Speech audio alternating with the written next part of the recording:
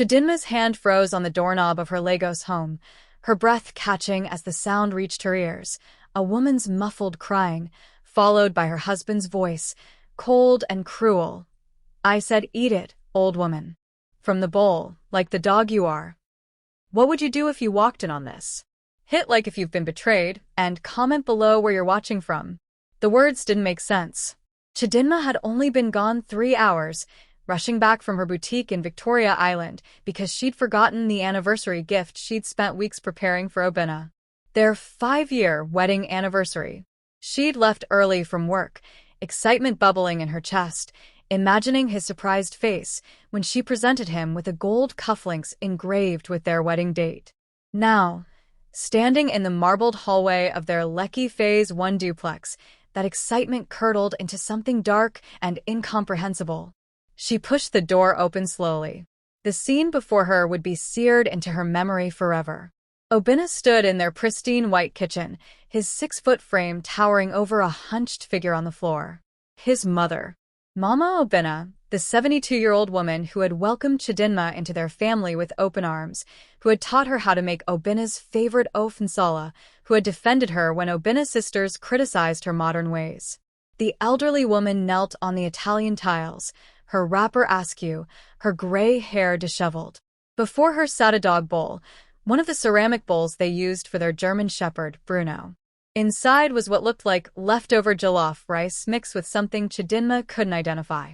But it wasn't the bowl that made Chidinma's stomach turn.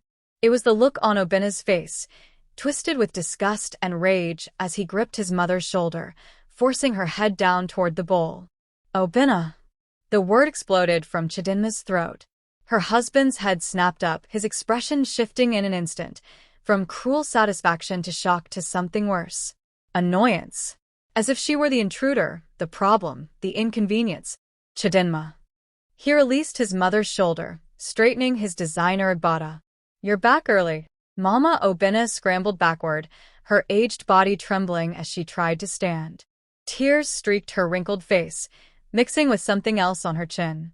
Chidinma rushed forward, helping the older woman to her feet, her mind racing to comprehend what she'd witnessed. "What is this?" Chidinma's voice shook. "What are you doing to your own mother?" Obinna's jaw tightened. "This doesn't concern you. This is between me and her." "Doesn't concern me?" Chidinma's voice rose, echoing off the high ceilings of their luxury home. "I just watched you." She couldn't even say the words. They were too monstrous, too impossible. Mama Obinna clutched Chidinma's arm, her fingers digging in with desperate strength. "NWAM, please." I'm sorry. "I should have told you. I should have." Her voice broke into sobs. "Told me what?" Chidinma demanded, looking between them. "What is happening in this house?" Obinna moved toward them, and Chidinma instinctively stepped in front of her mother-in-law. For the first time in 5 years of marriage, she saw something in her husband's eyes that chilled her to the bone. Not anger, not shame, but cold, calculated assessment. "You weren't supposed to see this," he said quietly. "Things would have been easier if you'd stayed at work." "Easier?" Chidinma couldn't believe what she was hearing. "You're abusing your mother and you're worried about easy? You don't understand the situation." Obinna's voice took on that patronizing tone she'd begun to hate over the past year. "My mother has been stealing from us. Money. Jewelry. She's been funding that useless brother of mine, and I've had enough." Mama Obinna wailed, shaking her head violently. "I never." "Obinna, how can you say such things? I gave you everything. I sold my land in the village to send you to university." "Shut up." Obinna's roar silenced them both. In the terrible quiet that followed, Chidinma heard something else. Footsteps. Coming from upstairs. Light, feminine footsteps, accompanied by a soft humming. She looked at Obinna and saw his face drain of color. "Who else is in this house?" Chidinma whispered. Before he could answer, a woman appeared at the top of the stairs. Young, perhaps 25, wearing nothing but one of Obinna's shirts and her underwear. Her dark skin glowed, her braids freshly done, and she wore the gold necklace Obinna had claimed to have lost last month. The woman's smile faltered when she saw Chidinma. Oh. Baby, I thought you said she wouldn't be back until— She stopped, finally reading the room. The anniversary gift slipped from Chidinma's numb fingers, the wrapped box hitting the marble floor with a hollow thud. Comment your thoughts on this shocking betrayal. What would you do in Chidinma's position? Don't forget to like, subscribe, and turn on notifications for more gripping stories like this. What do you think happens next? Comment below. The woman on the stairs was Zainab, and she was pregnant. This detail emerged in the chaotic minutes that followed, minutes where Chidinma's world fractured into 1,000 sharp pieces, each one cutting deeper than the last. She learned this not from Obinna, who stood frozen in the kitchen, his mouth opening and closing like a fish drowning in air, but from Zainab herself, who descended the stairs with a defiance that bordered on pride. For months, Zainab announced, one hand protectively over her still flat stomach. I was going to tell you eventually, Obinna, but I suppose now is as good a time as any. Chidinma felt the room tilt. For months of lies, of her husband coming home late smelling of excuses, of canceled dinner plans and mysterious business trips to Abuja. For months of her kissing him goodnight, making love to him, planning their future, while he built a separate life with this woman. Get out, Chidinma heard herself say. Her voice sounded distant, mechanical. Both of you, get out of my house. Your house. Obinna found his voice, and with it, his arrogance. Check the deed, Chidinma. My name is on it. My money bought this house. It was true. When they'd married, Obinna had been the successful one, a senior manager at an oil and gas company, pulling in millions of naira annually. Chidinma had been fresh from fashion school, her boutique just a dream. He'd insisted on buying the house in his name alone, calling it protection and smart planning. She'd been too in love to argue. Then I'll leave, Chidinma said, her hand still supporting Mama Obinna, who seemed to have aged 10 years in the past 10 minutes. Your mother and I both will. My mother stays. Obinna's words were sharp, final. She has nowhere else to go. Mama Obinna straightened despite her trembling. I will go with Chidinma. I would rather sleep on the street than spend another night under the same roof as you, you wicked child. The old woman's words seemed to unlock something terrible in Obinna. He crossed the kitchen in 3 strides, his hand raised, and for a horrifying moment Chidinma thought he would strike his own mother. Instead, he grabbed a stack of papers from the counter and thrust them at her. Stay then if you want to end up on the street. Because that's exactly where you'll be when my lawyers are done. He turned to Chidinma, his handsome face twisted into something ugly. You think you can just walk away? You signed a prenuptial agreement, remember? You leave with nothing. Not a kobo. Not a stick of furniture. Nothing. Chidinma did remember. Vaguely.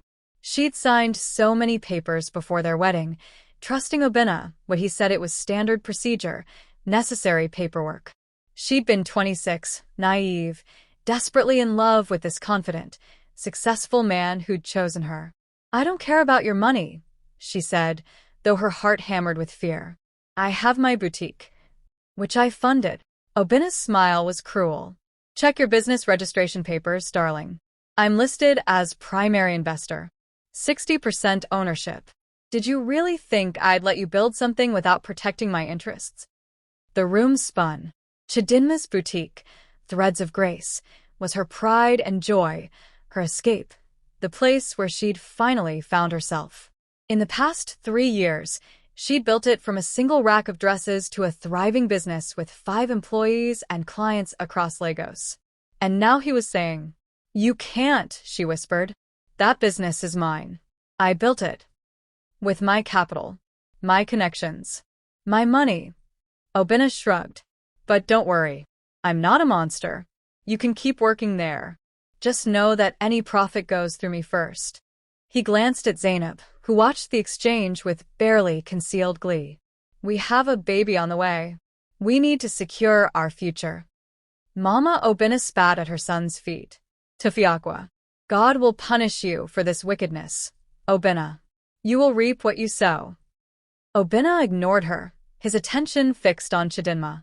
She saw calculation in his eyes, the same look he wore during business negotiations. He was enjoying this, she realized. Enjoying watching her shatter. I want a divorce, Chidinma said, forcing the words past the tightness in her throat. Fine. Obina pulled out his phone, already disengaging. My lawyer will contact you. You have 24 hours to move your personal items out. Anything left behind becomes joint property, which means it becomes yours. Chidinma finished bitterly. Smart girl. He turned to Zainab, his voice softening. Baby, let's go upstairs. We need to discuss the nursery plans. Zainab followed him, pausing only to look back at Chidinma. Nothing personal, she said sweetly. But he was never really yours. He was just bored. The words stung more than they should have. Chidinma watched them ascend the stairs, watched Obina's hand settle possessively on Zainab's waist, and felt something inside her crack open. Not just heartbreak, though God knows she was heartbroken. Something deeper. A rage, so profound it felt like awakening. She thought about the woman she'd been when she married Obina. Soft. Trusting. Willing to compromise, to bend, to make herself smaller so his ego could expand. She'd signed papers without reading them, agreed to his demands, accepted his control over their finances because she believed that's what good wives did. She'd been a fool. An any, Mama Obina said quietly, using the Igbo term of endearment. We should go before he changes his mind about letting you take your things. Chidinma looked at her mother-in-law, this proud woman reduced to tears and humiliation by her own son, and made a decision. She pulled out her phone and dialed a number she'd been given months ago by her friend Amara, a number she'd saved but never thought she'd need. The phone rang twice before a crisp female voice answered. Adiz Okonkwo, attorney at law. Mrs. Okonkwo, Chidinma said, her voice steady despite the storm inside her. My name is Chidinma Okafor. I need a divorce lawyer. The best you have. And I need something else. I need someone who knows how to destroy a man legally. Mama Obina's eyes widened. Through the phone, Chidinma heard the lawyer's appreciative chuckle. Mrs. Okafor, you've called the right office. When can you come in? Tonight, Chidinma said. I'll be there tonight. She ended the call and looked up at the stairs where Obina and his mistress had disappeared. She could hear them laughing, could hear the headboard of her marriage bed creaking. The sounds that should have broken her, instead forged her into something new. Obina thought he'd won. He thought he'd backed her into a corner with his prenups and business contracts and legal traps. He thought she was still that naive 26-year-old girl who'd signed whatever he put in front of her. He had no idea who he was dealing with. Let's pack, Chidinma said to Mama Obina. But not just clothes. I need you to help me remember everything. Every business deal he's mentioned, every investor who's visited this house, every late-night phone call. Can you do that? The old woman's tear-stained face transformed, a spark of hope lighting her eyes. Yes, NWAM. I remember everything, including the laptop he hides in the attic. The one with the password he thinks I don't know. Chidinma smiled for the first time since walking through that door. Then we have work to do. What would you do if your spouse trapped you like this? Have you ever had to start over from nothing? Don't forget to like, subscribe, and turn on notifications for more gripping stories like this. The revenge is just beginning. What do you think Chidinma will uncover? Comment below. The law office of Adiz Okonkwo sat on the 20th floor of a gleaming tower in Ikoyi, overlooking the Lagos Lagoon where city lights danced on black water. At 11 p.m., the office was still alive, assistants moving between cubicles, the smell of fresh akara and coffee mixing with the sterile scent of air conditioning and expensive leather. Adiz Okonkwo was not what Chidinma expected. She'd imagined someone older, severe, maybe wearing those oversized glasses that lawyers always seem to favor in Nollywood movies. Instead, the woman who greeted them was perhaps 40, her natural hair twisted into an elegant updo, wearing a sharp pantsuit that probably cost more than Chidinma's car. But it was her eyes that struck Chidinma, dark, intelligent, and burning with a kind of focused intensity that made you believe she could dismantle empires with a legal pad and determination. Mrs. Okafor. Mrs. Obi. Adiz gestured to the plush chairs facing her mahogany desk. Please sit. Can I offer you anything? You both look like you've had quite an evening. Quite an evening. The understatement of the century. Chidinma had spent the past 6 hours moving through her home like a ghost, packing her life into suitcases while the sounds of Obina and Zainab's intimacy echoed through the walls. She'd gathered her clothes, her documents, her photographs. But more importantly, she'd gathered evidence. The laptop from the attic that Mama Obina mentioned, documents from Obina's home office, papers he'd left carelessly scattered, thinking his wife too simple or too broken to understand their significance. Bank statements, business contracts, text message screenshots that Mama Obina had secretly taken of Obina's phone when he left it unattended, a pattern she developed over the past 3 months as her son's treatment of her worsened. "We're fine, thank you," Chidinma said, setting her large handbag on the desk. "I need to know my options. My husband wants a divorce. He's impregnated another woman, he's abusing his mother, and he claims he owns everything. My home, my business, my future. He says I signed papers that give me nothing." Adi's expression didn't change, but something flickered in her eyes. "Did you bring those papers?" Chidinma pulled out a folder, hands shaking slightly as she passed it over. The prenuptial agreement she'd signed 5 years ago. The business partnership documents for her boutique. The deed to their home. Each one felt like a chain, binding her to a man who'd revealed himself to be a monster. The lawyer flipped through the documents with practiced efficiency, her lips pressed into a thin line. Minutes passed. Mama Obina shifted nervously beside Chidinma, her aged hands worrying at her wrapper. Finally, Adiz looked up. "Mrs. Okafor, I'm going to be direct with you. These papers are problematic. The prenup is airtight. The business partnership clearly establishes his majority ownership, and the house is entirely in his name." She paused, watching Chidinma's face. "But that doesn't mean you're powerless." How? Chidinma's voice cracked. "He's thought of everything." "Has he?" Adiz leaned forward. "These documents tell me your husband is a control freak, someone who likes to believe he's the smartest person in every room. Men like that make mistakes. They get sloppy. They assume everyone else is stupid." She tapped the prenup with one perfectly manicured nail. "This agreement, for instance. It's legal, but only if it was signed without coercion. Tell me, Mrs. Okafor, did you have your own lawyer review this before signing?" No. Obina said it wasn't necessary. He said it was just standard. "And were you given adequate time to review it?" "At least 2 weeks, as Nigerian law requires." Chidinma thought back to that chaotic week before their wedding. The dress fittings, the catering disasters, Obina's insistence that they finalize paperwork quickly because his company's lawyers were busy. "He gave it to me the day before the wedding. Said we needed to sign it immediately, or we'd have to postpone everything." Adi's smile was sharp as a blade. "That's coercion. We can challenge this prenup on procedural grounds alone." She moved to the business documents. "And this partnership agreement, when did you sign this?" 3 years ago, when the boutique was expanding. I needed capital." "Did you understand that you were signing away controlling interest in your own business?" Obino explained it as protecting his investment. "He said it was temporary, that once I paid him back." "There's no provision for you to buy back controlling interest," Adiz interrupted, scanning the contract. "And look here, Clause 17. Any profits must be distributed according to ownership percentages, but there's no specification about when distributions must occur. Meaning he can indefinitely defer paying you your 40% while still claiming expenses against the business." She shook her head.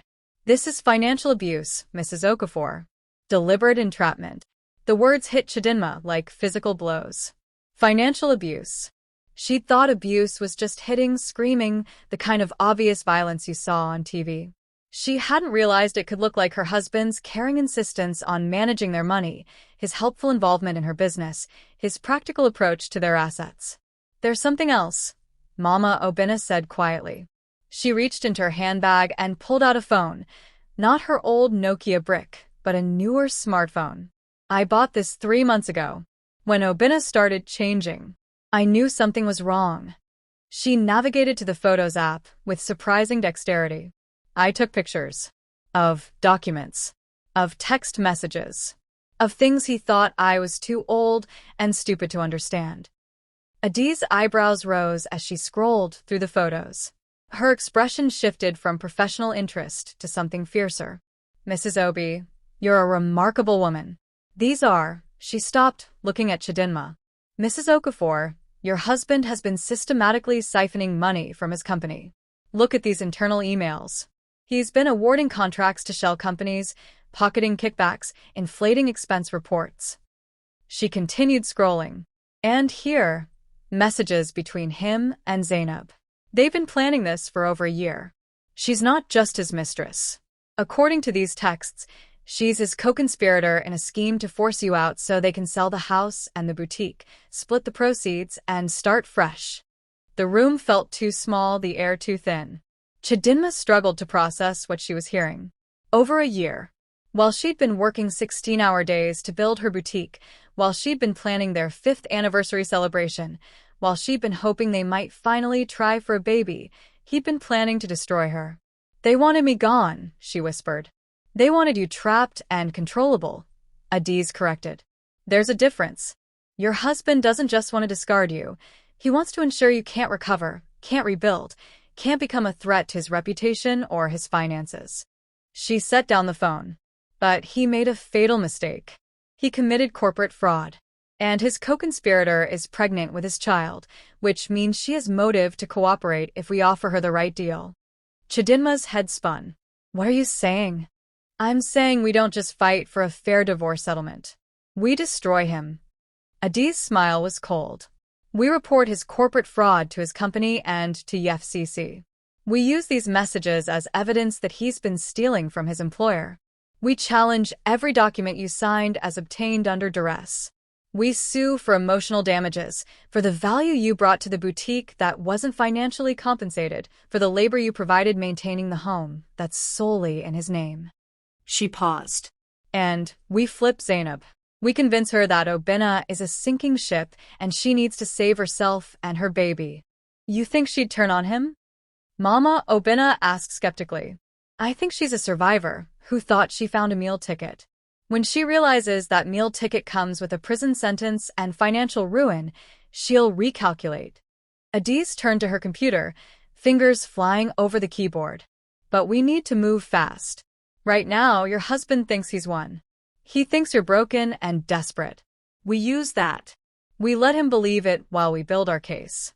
Can you do that, Mrs. Okafor? Can you pretend to be defeated while we work behind the scenes? Chidinma thought about the woman in the toilet, forced to her knees by the man who'd sworn to honor her. She thought about Mama Obina, humiliated by the son she'd sacrificed everything to raise. She thought about 5 years of her life, poured into a marriage that had been a lie from the start. I can do more than pretend, she said. Tell me what you need. Adiz's smile widened. First, we need you to go back. Back. Chidinma's stomach dropped. To that house. To him. Just for a few days. We need you to gather more evidence, financial records, communications, anything that proves his fraud and his systematic control over your assets. We also need you to secretly record conversations where he admits to his schemes or threatens you. Adiz held up a hand before Chidinma could protest. I know it's asking a lot. But the truth is everything we have right now is good but not definitive. We need him to hang himself with his own words. Men like your husband can't resist gloating when they think they've won. Chidinma looked at Mama Obina, whose aged face was set with determination. The old woman nodded. We do what we must, and WAM. I will be there with you. He won't dare hurt you with me present. Even in his wickedness, he fears what the family would say if he openly abused his wife in front of his mother. There's one more thing, Adiz said. She pulled up a document on her screen. I need you to sign this. It's a confidential retainer agreement. Everything we discuss, everything we plan, stays protected under attorney-client privilege. It also outlines my fees. I won't lie to you, Mrs. Okafor. I'm expensive. This case will cost you everything in your savings account and more. I don't care, Chidinma said. Whatever it takes. She signed the agreement, watching her signature transform her from victim to warrior.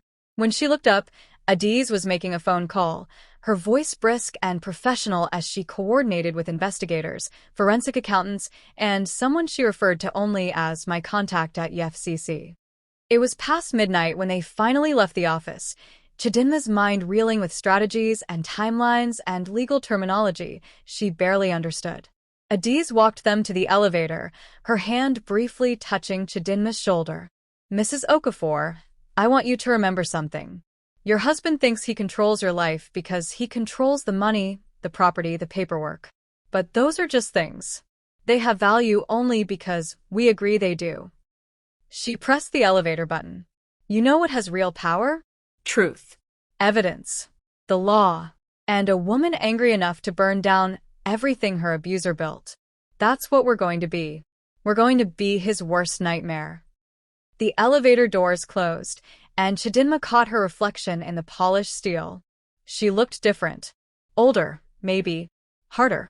But also more alive than she'd felt in years. "Where do we go now?" Mama Obina asked. Chidinma pulled out her phone and dialed. It rang 4 times before a sleepy voice answered. "Chidinma? Girl, it's after midnight. Amara, I need a place to stay for tonight. And I need your help with something else."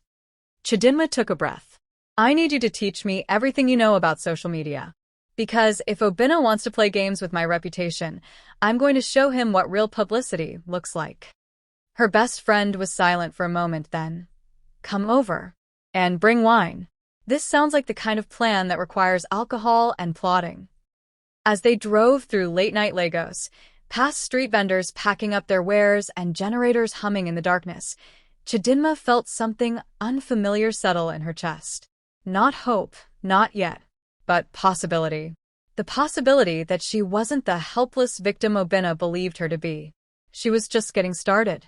Has anyone ever underestimated you and lived to regret it?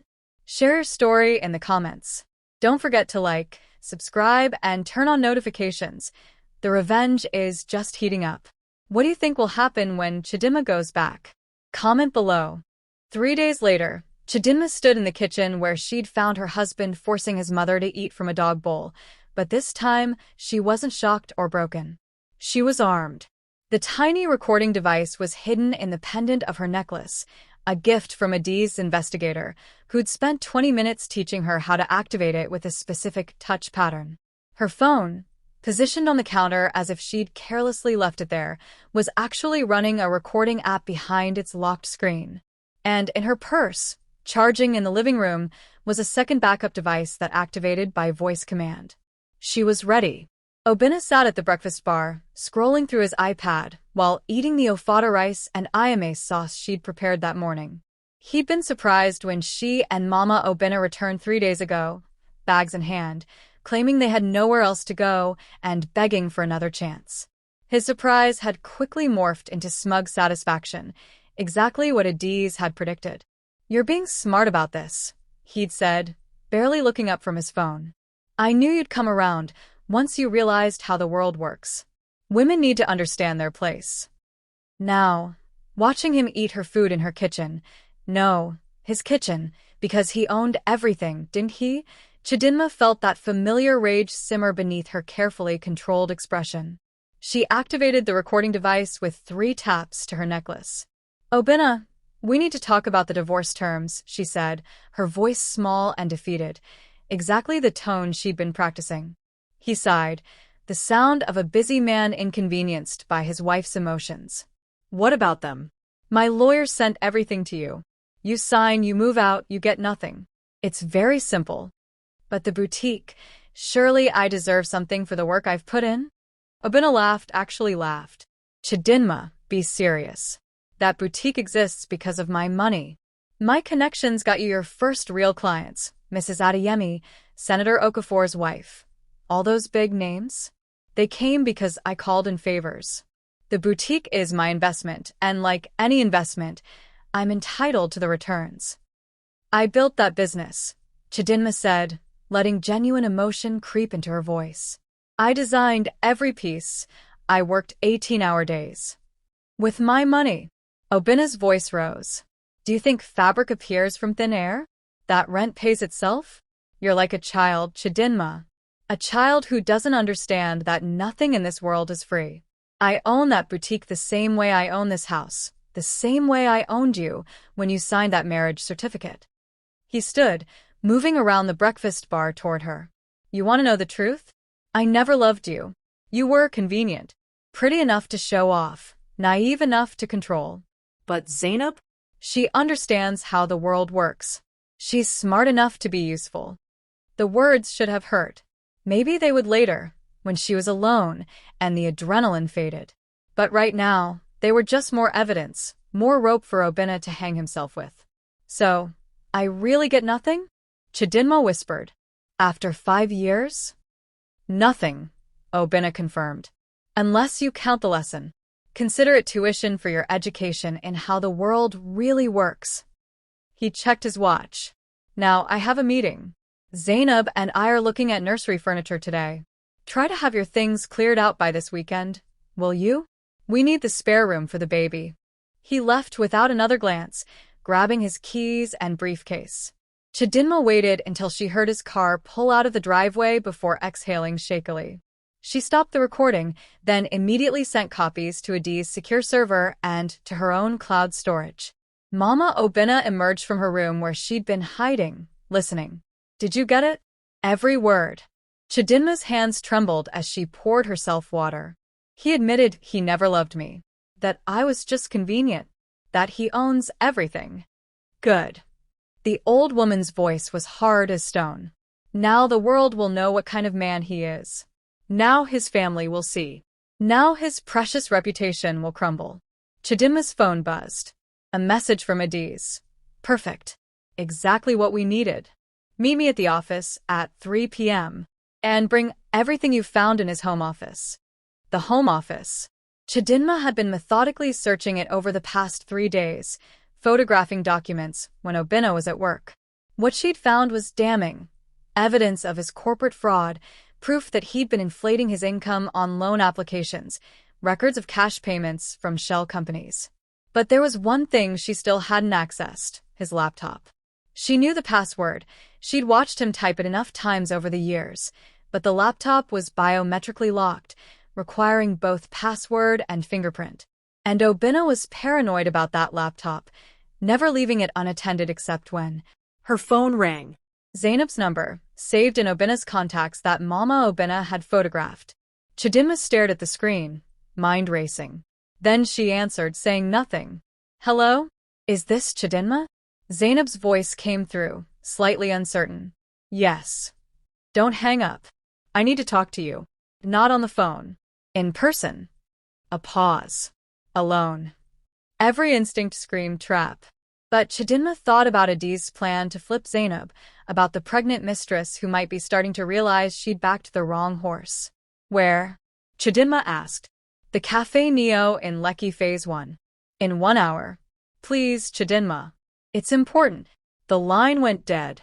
Mama Obinna had heard the conversation. You can't go. It's a trap. She wants to gloat or worse. Maybe, Chidinma agreed. Or maybe she wants to deal. Either way, I need to find out. She grabbed her purse, checking that the recording device was charged. Call Amara. Tell her where I'm going. If I'm not back in 2 hours, I'll send the police. Mama Obinna finished grimly. NWAM, be careful. That girl is a snake. So am I, Chidinma said. I just forgot it for a while. The cafe was crowded with the usual Lekki crowd.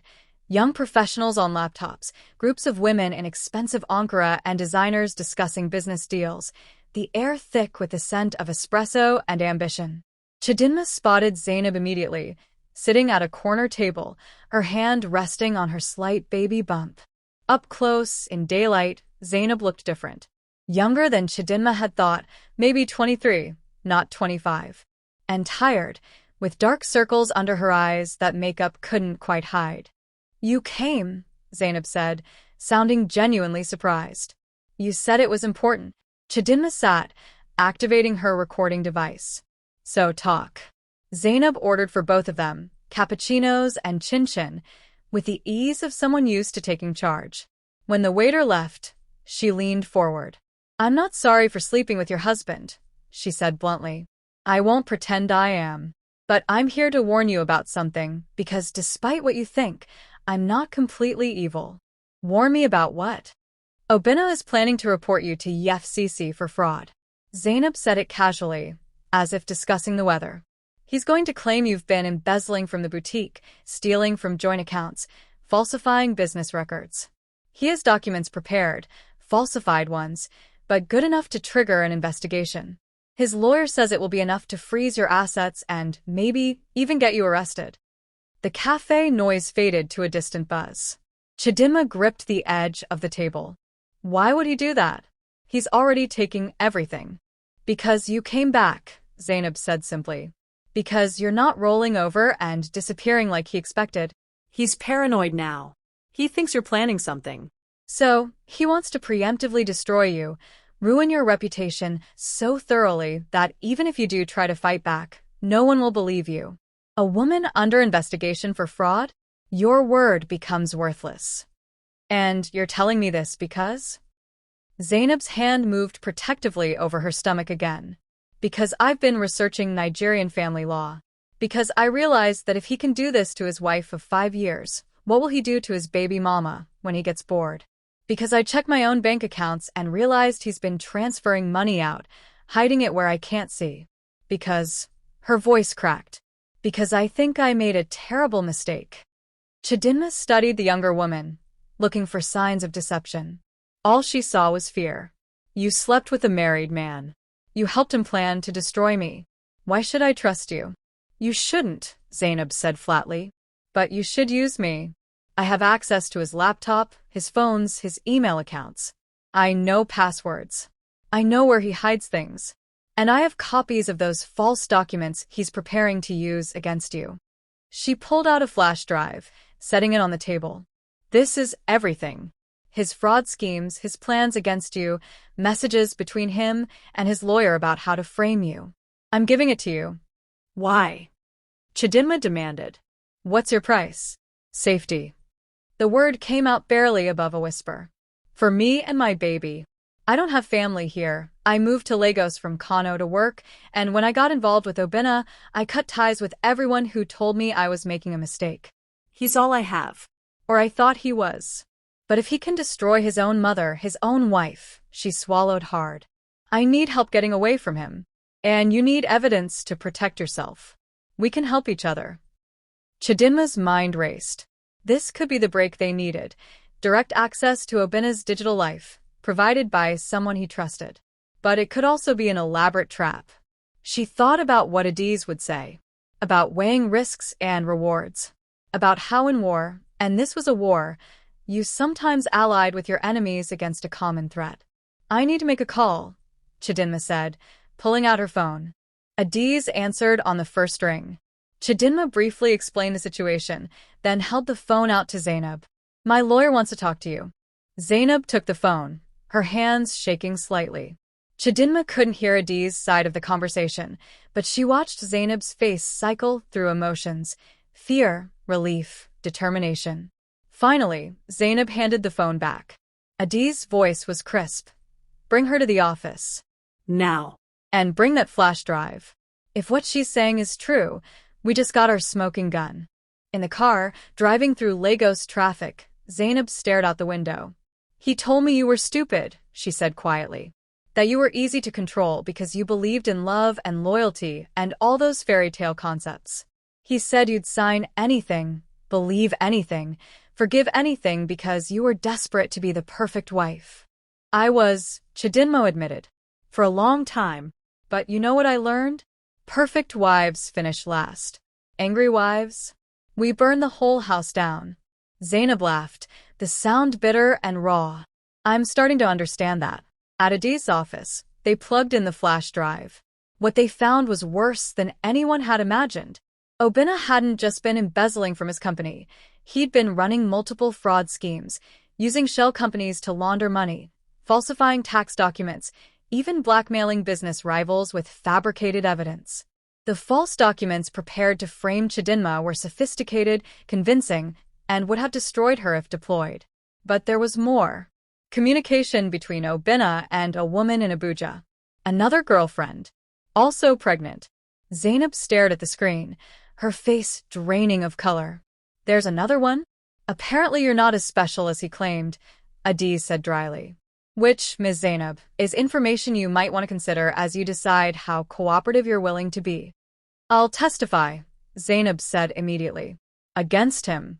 In court, to EFCC, wherever you need. I'll tell them everything. She touched her stomach. But I need protection. And I need help getting out of that house before he realizes what I've done. Adiz made notes, her expression thoughtful. Mrs. Okafor, I think it's time we went on offense. We have everything we need now. Evidence of fraud, evidence of coercion in your prenup, evidence of systematic financial abuse, and a cooperative witness who can testify to his character and his schemes. She looked up, her eyes gleaming. We can destroy him. But I need to know, how far are you willing to go? Chidinma thought about the woman on the floor, the dog bowl, the humiliation. She thought about 5 years of her life stolen by lies. She thought about the boutique she'd built with her own hands, only to have it claimed by a man who'd contributed nothing but money and control. As far as it takes, she said. I want him to lose everything the way he tried to make me lose everything. His job. His reputation. His freedom. Everything. Adiz smiled. Then tomorrow, we make our first move. We file for divorce, but not the quiet, shameful kind he's expecting. We file with a full disclosure of abuse, fraud, and coercion. We send copies of your evidence to his employer's board of directors. We contact EFCC. And then, she paused dramatically. We call a press conference. Because Nigeria loves a scandal, and your husband is about to become infamous. Zainab's phone rang. Obina's name flashed on the screen. She looked at Adiz in panic. Answer it, the lawyer instructed. Act normal. Tell him you're shopping for baby clothes. We need you in place for one more day, just long enough to gather the physical documents from his home office. Zainab answered, her voice transforming into something sweet and light. Baby. Yes, I found the cutest little outfits. No, I'll be home soon. I love you too. She hung up, and the mask dropped, revealing the fear underneath. He's going to kill me when he finds out. He's not going to get the chance, Chidinma said. Because by the time he realizes what's happening, he'll be too busy trying to stay out of prison. What would you do if your life exploded like this? Would you fight back or run? Don't forget to like, subscribe, and turn on notifications. Things are about to get explosive. Share this with someone who loves a good revenge story. Comment below where you're watching from. The press conference was Amara's idea, but it was Chidinma who made it brilliant. They held it not in some sterile conference room or lawyer's office, but on the steps of Threads of Grace, Chidinma's boutique in Victoria Island. The location was strategic, beautiful, visible, and symbolic. This was the business Obina claimed to own, the dream he'd tried to steal. Holding the press conference here sent a message. She wasn't hiding, wasn't ashamed, and she was fighting for what was hers. Amara, who worked in digital marketing and had 15,000 Instagram followers, had spent the past 48 hours seeding the story on social media. Blind items on gossip blogs. Cryptic posts about domestic abuse in high society. Rumors about a major corporation's executive being investigated for fraud. By the time they announced the press conference, Lagos society was salivating for details. The turnout exceeded expectations. Reporters from every major Nigerian news outlet. Bloggers with cameras. Curious onlookers who'd heard the rumors. Even a crew from AIT, the national television network. Chidinma stood behind a makeshift podium, really just a music stand borrowed from a nearby church, wearing a simple white dress and her natural hair in a modest bun. She looked vulnerable but strong, exactly the image Adiz had coached her to project. Beside her stood Mama Obina, wearing traditional mourning colors. Adiz flanked her other side, professional in a navy suit. And slightly behind them, looking nervous but resolute, was Zainab, her baby bump visible beneath a conservative dress. The cameras clicked and flashed. Chidinma took a breath and began. My name is Chidinma Okafor. 5 years ago, I married a man I believed was my partner, my protector, my future. Today, I stand before you to tell the truth about that marriage, not because I want sympathy, but because silence protects abusers. And I will not be silent anymore. She could see people leaning forward, phones recording. This was it, the point of no return. For 5 years, I lived with systematic financial abuse. My husband, Obinna Okafor, senior manager at Reliant Oil and Gas, controlled every aspect of our finances. He insisted I sign legal documents without proper representation or time to review them. He claimed majority ownership in the business I built with my own hands, my own talent, my own endless hours of work. When I discovered his affair and attempted to leave, he threatened to destroy me, to report me for fraud I never committed, to take everything I'd worked for, to ensure I was left with nothing. A reporter called out, "Mrs. Okafor, these are serious allegations. Do you have proof?" Adiz stepped forward, holding up a thick folder. "We have extensive documentation. Financial records showing Mr. Okafor's embezzlement from his employer. Contracts demonstrating coercion and fraud in his business dealings with his wife. Testimony from multiple witnesses, including," she gestured to Zainab, Ms. Zainab Hassan, who was manipulated into a relationship with Mr. Okafor while he was still married, and who has bravely come forward to expose his schemes. The crowd erupted with questions. Zainab stepped up to her microphone, her voice shaking but clear. "Obinna Okafor told me his marriage was already over. He said his wife was unstable, unfaithful, that he was protecting his assets from her theft. I believed him because I was young and stupid and wanted to believe that a successful man could love me." She placed a hand on her stomach. "I'm pregnant with his child. But I recently discovered I'm not the only woman he's made pregnant during his marriage. There's at least one other in Abuja, possibly more. When I confronted him about this, he threatened me. He said if I didn't cooperate with his plan to frame his wife for fraud, he'd ensure I lost everything, including my baby." The cameras went wild. This was better than any Nollywood drama. This was real, happening right now, involving people they could investigate, confirm, destroy. Mama Obinna spoke next, her aged voice carrying surprising strength. "I am Obinna's mother. I raised him alone after his father died. I sold my land, borrowed money, sacrificed everything to send him to university. And 3 days ago, my own son forced me to eat from a dog bowl because he claimed I was stealing from him, a lie created to isolate my daughter-in-law and justify his cruelty." Her voice broke. "I stand here today to say, I disown him. As his mother, as the woman who gave him life, I publicly disown Obinna Okafor. He is no longer my son." The crowd gasped. In Igbo culture, for a mother to publicly disown her child was devastating, unthinkable. It meant Obinna would be cut off not just from his immediate family, but from his entire community network. No second chances, no forgiveness, no path to redemption. Chidinma continued, "I'm here today to announce that I am filing for divorce with full disclosure of abuse and fraud. I am also reporting Obinna Okafor's corporate crimes to the Economic and Financial Crimes Commission and to his employer's board of directors. I am suing to reclaim full ownership of my boutique, Threads of Grace, and I am challenging every contract I signed under duress. But more than that," she looked directly into the cameras, "I'm here to tell other women in similar situations, you are not alone. You are not powerless. And you do not have to accept abuse just because it comes wrapped in contracts and legal language."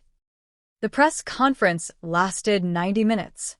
Every news outlet got their soundbites. Every blogger got their scandal. And by the time it was over, hashtag Chidinma Okafor was trending on Nigerian Twitter, with thousands of women sharing their own stories of financial abuse and control. Obinna found out while he was in a board meeting. Chidinma knew this because she'd coordinated the timing perfectly. While she was speaking to the press, Adiz was delivering evidence packages to Reliant Oil and Gas's board of directors, to EFCC's Lagos office, and to 3 major news organizations with investigative journalism units. The net was closing before Obinna even knew he was caught. His first call came at 2:37 p.m. Chidinma let it go to voicemail. The second came 2 minutes later. The third at 2:40. By 3 p.m., he'd called 15 times, each message angrier and more desperate than the last. You stupid bitch. What have you done? Pick up the phone, Chidinma. We can fix this. You're going to regret this. I will destroy you. I will make sure you never work in this country again. Please, please call me back. We can talk about this. I'll give you the boutique. I'll give you whatever you want. The progression from rage to panic to bargaining was almost textbook. Adiz played the messages in her office while Chidinma, Zainab, and Mama Obina listened. He's scared, Adiz observed with satisfaction. Good. Scared people make mistakes. Her phone rang. She glanced at the caller ID and smiled. It's his lawyer. The settlement negotiations are about to begin.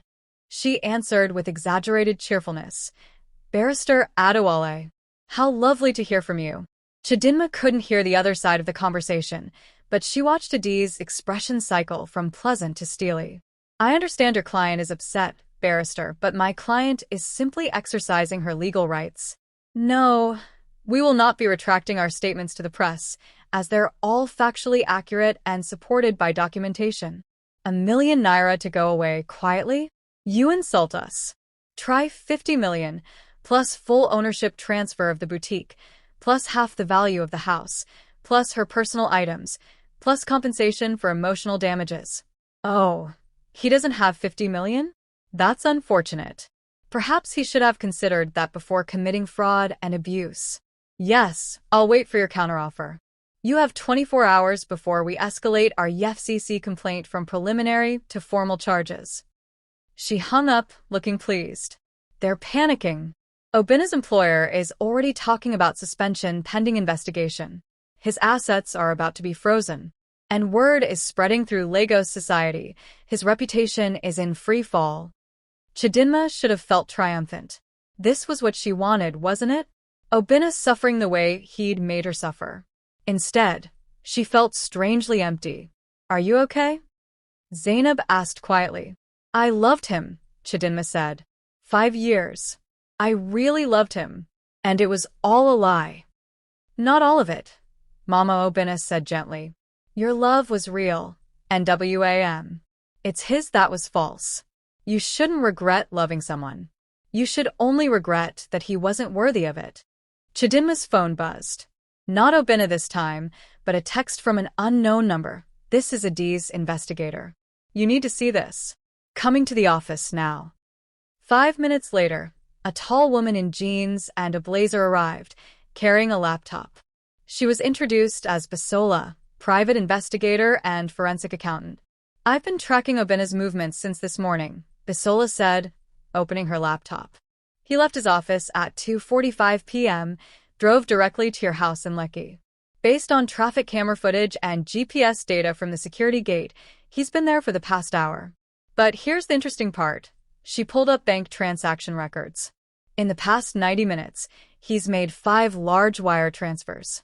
2 to offshore accounts in Mauritius. 1 to an account registered to his brother in Anambra State. And 2 cash withdrawals totaling 5 million naira. He's running, Adiz said grimly. Or preparing to. Moving money, before it can be frozen. Can we stop him? Chidinma asked. Already on it. I've contacted EFCC. They're preparing an emergency order to freeze his accounts and flag him for flight risk. Baisola's phone rang. She answered, listened, then looked up with alarm. He's on the move again. Left the house heading toward Murtala Muhammad Airport. Everyone froze. He's fleeing the country, Adiz said. Once he's out of Nigeria, extradition becomes complicated, expensive, maybe impossible depending on where he goes. We have to stop him before he boards a plane. How? Chidinma demanded. Can't airport security. Not without an official warrant, which EFCC is processing but won't have ready for at least 2 hours. Adiz grabbed her keys. But we can slow him down. By time. Cause a scene, if necessary. They raced out of the office, Chidinma, Adiz, Basola, and surprisingly, Zainab. I'm coming, Zainab said when Chidinma tried to protest. He used me, lied to me, got me pregnant, and was planning to abandon me. I want to see his face when he realizes he's caught. The drive to the airport took 30 agonizing minutes through Lagos traffic. Bisola tracked Obina's phone the whole way, calling out updates. He's in Terminal 2. He's at the Emirates counter. He's checking in. They arrived at the international terminal and rushed inside, searching the crowds. Then Chidinma saw him, Obina, wearing a baseball cap and sunglasses like a criminal in a movie, carrying a large duffel bag and pulling a suitcase. He was at the Emirates check-in counter, handing over his passport. Obina! Chidinma's voice cut through the terminal noise. He froze. Turned. And in that moment, Chidinma saw true fear in her husband's eyes. You can't run, she said, walking toward him, her phone recording everything. The FCC is coming for you. Your accounts will be frozen within the hour. Every airport is being notified. You're finished. Obina's face twisted. This is your fault. All of this. If you'd just accepted your place, been the obedient wife, I'd still be miserable while you destroyed me slowly instead of quickly, Chidinma finished. No thank you. I prefer this version, where you lose everything instead. Airport security was approaching now, drawn by the commotion. Bisola stepped forward, showing her credentials and speaking rapidly to the security chief. Chidinma couldn't hear the conversation, but she saw the man's expression change, saw him speak into his radio. Within minutes, the terminal was swarming with police. The FCC officials in their distinctive jackets. Reporters who'd somehow gotten wind of the drama. Probably tipped off by Amara, Chidinma thought her best friend was nothing if not thorough. Obina tried to run. He actually tried to run, shoving past the check-in counter and sprinting toward the security checkpoint. But he'd forgotten one crucial detail. The duffel bag he was carrying, the one probably full of cash, was heavy. He made it maybe 20 meters before airport police tackled him to the ground. The cameras captured everything. Obina on his knees, handcuffed, shouting threats and accusations. The duffel bag being opened to reveal stacks of cash, the 5 million naira he'd withdrawn. The FCC officials reading him his rights. And through it all, Chidinma standing calmly, watching her husband's empire crumble. Mrs. Okafor, an FCC official, approached her. We'll need your statement. And we'd like to thank you for your cooperation in this investigation. Your evidence was invaluable. As they led Obina away, he looked back at Chidinma one last time. You'll regret this, he said. You'll never survive without me. Chidinma met his eyes steadily. Watch me. Has anyone ever told you that you couldn't survive without them? How did you prove them wrong? Don't forget to like, subscribe, and turn on notifications for more incredible stories. The dramatic conclusion is coming. What do you think Chidinma does next? Comment below. The trial of Obina Okafor became the scandal of Lagos society, splashed across newspapers, dissected on radio shows, trending on social media for weeks. But for Chidinma, the real work happened not in courtrooms, but in the quiet spaces where she rebuilt herself. 3 months after Obina's arrest, she stood in threads of grace, surrounded by fabric samples and design sketches, planning her first independent fashion show. The boutique was officially hers now. The court had ruled that Obina's majority ownership claim was fraudulent, obtained through coercion and false representation. The business belonged to Chidinma, along with a substantial financial settlement that represented years of unpaid labor and emotional damages. These are beautiful, Amara said, holding up a sketch of an evening gown. Very bold. Very you. The new me, Chidinma corrected. She'd spent the past months rediscovering who she was beyond Obina's control, taking risks with her designs, hiring more staff, opening a second location, learning that she was far more capable than she'd ever believed possible. Her phone rang. Adiz. The verdict is in, the lawyer said without preamble. 22 years, plus full restitution to his employer, to you, and to 3 other victims we identified during the investigation. His assets are liquidated, his professional license revoked, and he's been disbarred from holding corporate positions in Nigeria. 22 years. Chidinma sat down, processing the information. Obina would be in his 60s when he was released. His life, as he'd known it, was over. How do you feel? Adiz asked. I don't know, Chidinma admitted. Not happy exactly. Not sad. Maybe relieved? That it's over? That's normal. Closure isn't always cathartic. Sometimes it's just done. A pause. There's something else. Zainab had her baby yesterday. A girl. She asked if you'd come visit. Chidinma and Zainab had developed an unlikely friendship over the past months, bonded by their shared experience of Obina's manipulation. The younger woman had testified at trial, her testimony devastating in its honesty about how Obina had groomed and controlled her. After, she'd enrolled in university, pursuing the degree she'd abandoned when she got involved with him. At the hospital, Chidinma found Zainab in a private room, paid for, ironically, by part of the restitution settlement. The baby was tiny, perfect, swaddled in pink. Her name is Chioma, Zainab said. It means good God in Igbo. Because God was good to bring you into my life when I needed you most. Chidinma felt tears prick her eyes. She's beautiful. I know this is strange, Zainab said. You have every right to hate me. I slept with your husband. I helped him plan to destroy you. You were 23 and manipulated by a master manipulator, Chidinma interrupted. I don't hate you. I pity what he did to both of us. And I'm grateful you were brave enough to tell the truth when it mattered. Mama Obina arrived then, carrying a bag of baby clothes she'd sewn herself. The old woman had moved into a small apartment near Chidinma's new place, because yes, Chidinma had moved, using part of her settlement to buy a modest two-bedroom in Acadia, something entirely hers. My granddaughter, Mama Obina whispered, holding little Chioma. Despite everything, despite publicly disowning Obina, she couldn't help loving this innocent child. She will be better than her father. We will make sure of it. 6 months later, Chidinma's fashion show was the event of the season. Held at the Eco Hotel, it featured her new collection, Phoenix Rising, designs inspired by transformation, survival, and rebirth. Every piece told a story of women who'd overcome, who'd rebuilt, who'd refused to stay broken. The show was attended by everyone who mattered in Lagos society. The same society that had whispered about her disgrace months earlier now applauded her triumph. Politicians' wives, businesswomen, celebrities, even Mrs. Adeyemi, the society doyenne whose patronage Obina had once secured for her. Darling, Mrs. Adeyemi said at the after-party, air-kissing Chidinma's cheeks, I must apologize. I had no idea what Obina was doing. If I'd known. You would have what? Chidinma asked not unkindly. He was very good at hiding his true nature. We all miss the signs. Still, I should have asked. Should have checked on you. The older woman's expression turned serious. But I'm asking now. How can I help?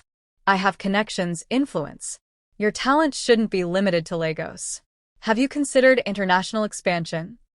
By the end of the night, Chidinma had 3 offers to showcase her designs in London, Paris, and New York. Orders from boutiques across West Africa. And a profile piece confirmed with This Day Style magazine.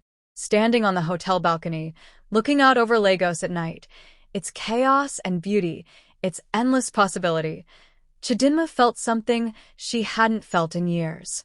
Joy. Pure, uncomplicated joy in her own achievement.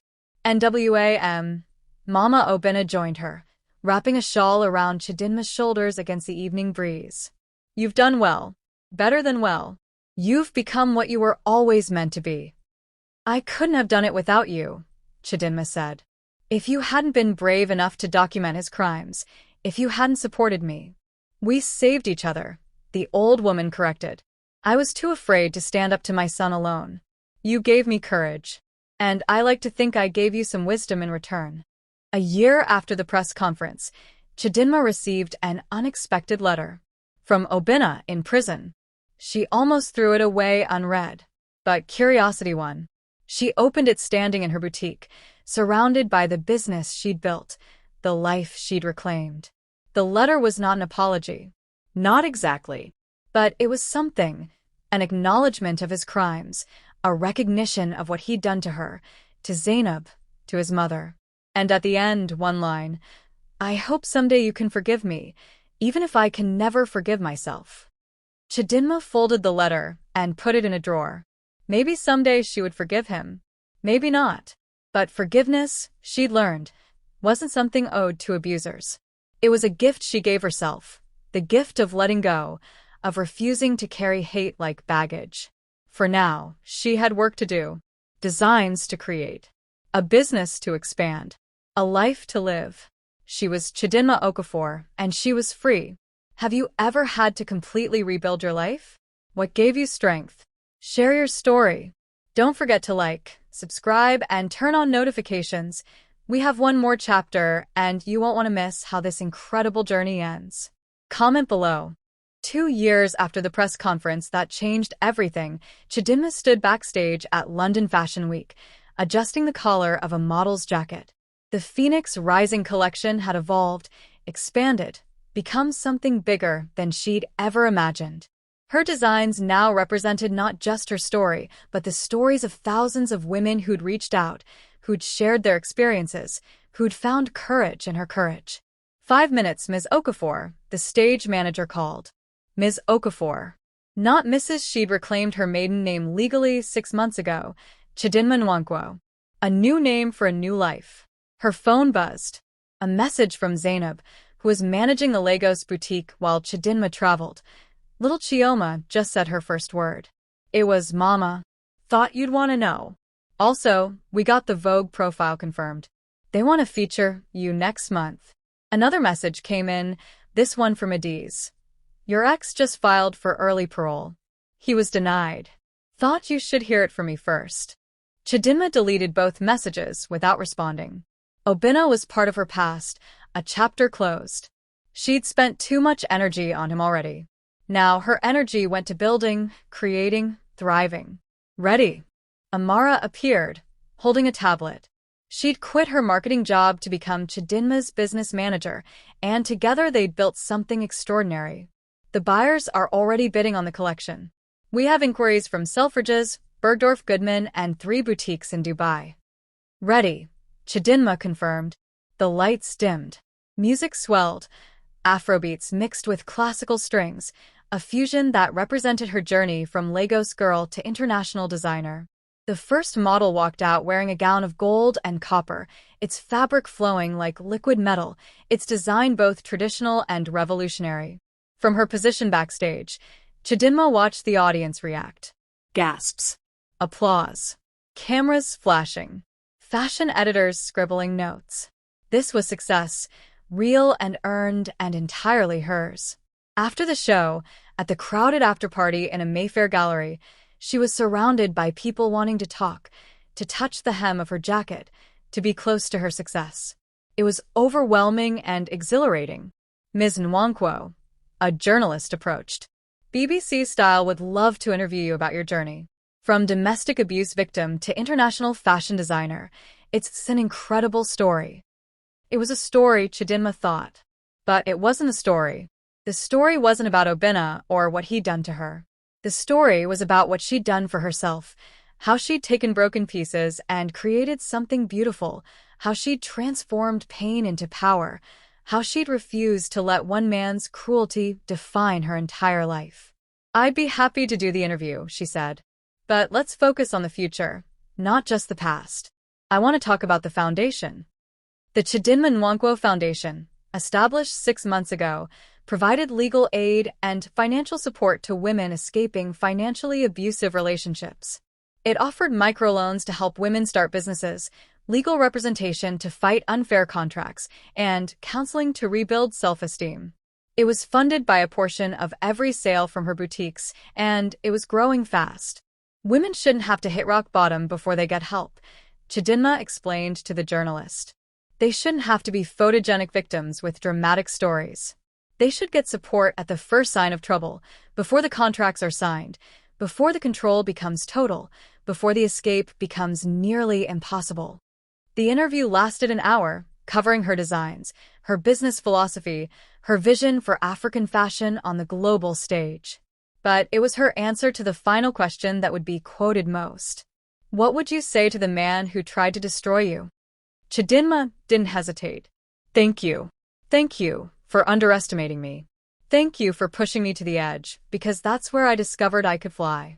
Thank you for showing me that the worst thing that can happen to you is also the thing that forces you to become your strongest self. She smiled.